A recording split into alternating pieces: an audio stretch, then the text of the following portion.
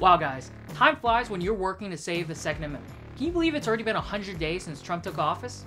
Today, I thought it'd be a good idea to take a look back at what's happened so far and what we're working on in the future. Hi, I'm Ben, and you're watching the Minuteman Moment.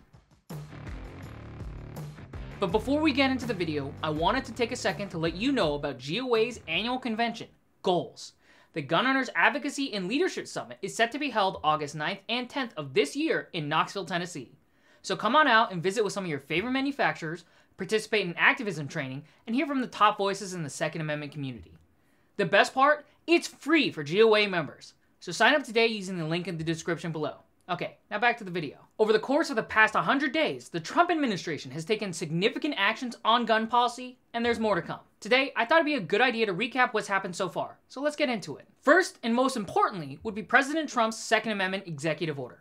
In the history of the United States, there's never been a pro-gun executive order. There certainly have been anti-gun executive orders. Joe Biden might know something about that, since he's issued more than just a few of those.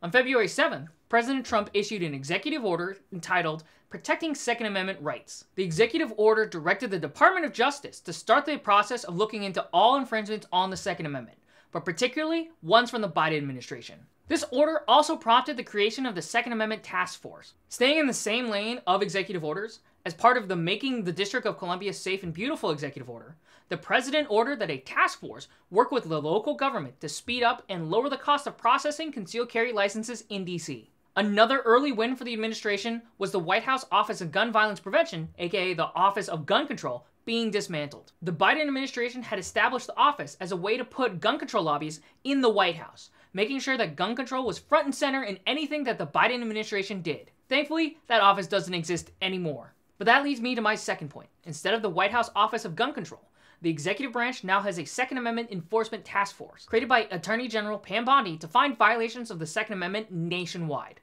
Their first move?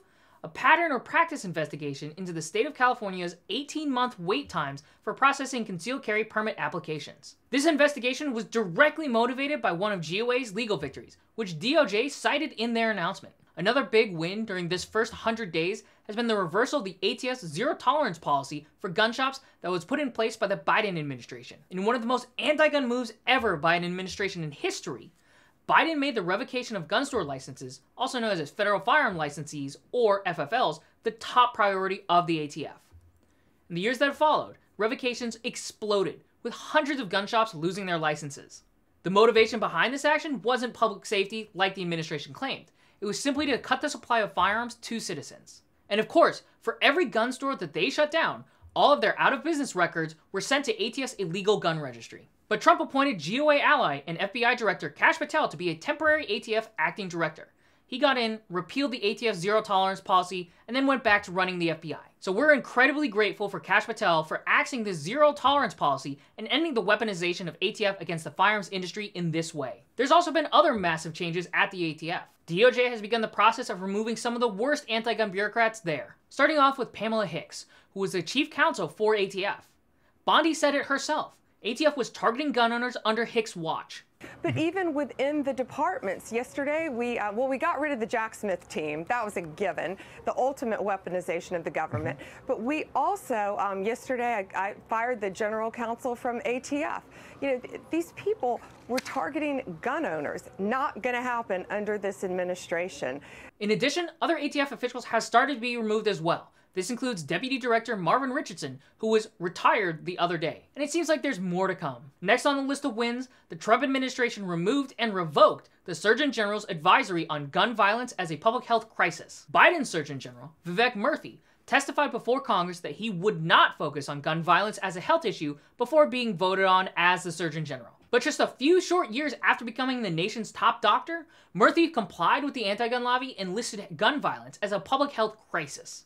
Thankfully, the Trump administration has rolled back this medical malpractice, and the anti-gunners have been crying about their lost grants and funding for gun control research that went with it. Next, in a more technical victory, Attorney General Bondi submitted a rule to the Federal Register on March 20th titled, Withdrawing the Attorney General's Delegation of Authority. So what is this, you might ask?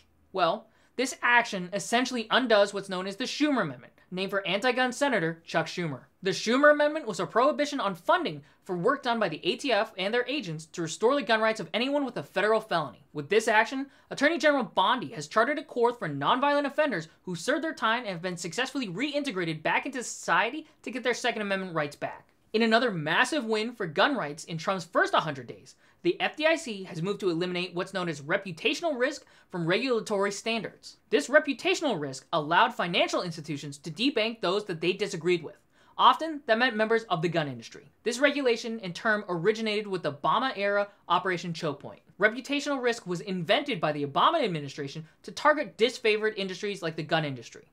Eliminating its use for the next 4 years is a huge victory for the Second Amendment and will help normalize relations with the firearms industry and Wall Street for years to come. Also, the Trump administration has been listening to the community. So thank you to the grassroots supports of our members letting the Trump administration know about what Biden holdovers are doing in the Department of Justice. We've been able to successfully change DOJ's opinions and policy in several cases. This includes most recently U.S. v. Tartano, which combined with GOA's letter to Attorney General Bondi about the danger of prosecuting an SBR and a pistol charge for the same firearm, the DOJ eventually dropped the SBR charge in the case. The Justice Department also listened to the grassroots and withdrew as a plaintiff from the case New York v. Arm or Ally, LLC, the case where New York is trying to go after companies who have produced 80% receivers. So we've covered both of these cases at length in previous videos. I'll leave links to those in the description of this video if you're interested in learning more. Now, DOJ also did not appeal the U.S. versus Range opinion, where a nonviolent felon lost his right to own firearm over making a false food stamp application. And because the Third Circuit held that the law that made Mr. Range a prohibited person as unconstitutional,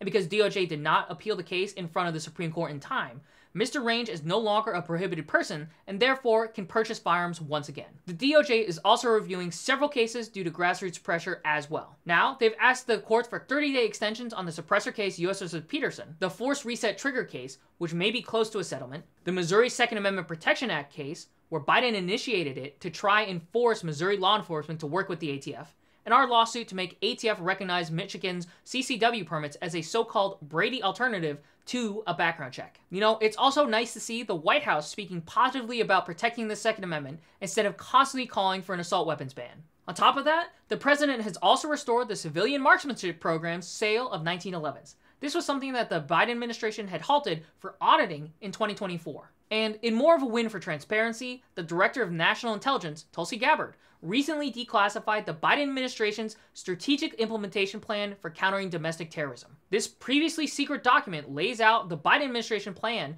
to combat domestic terrorism by reining in the proliferation of ghost guns, encouraging state adoption of red flag laws, and driving gun control through executive and legislative action, including an assault weapons ban and a magazine ban. So thank you to Director of National Intelligence, Tulsi Gabbard, for declassifying this document and showing how the Biden administration was targeting gun owners. And that's just in the past 100 days.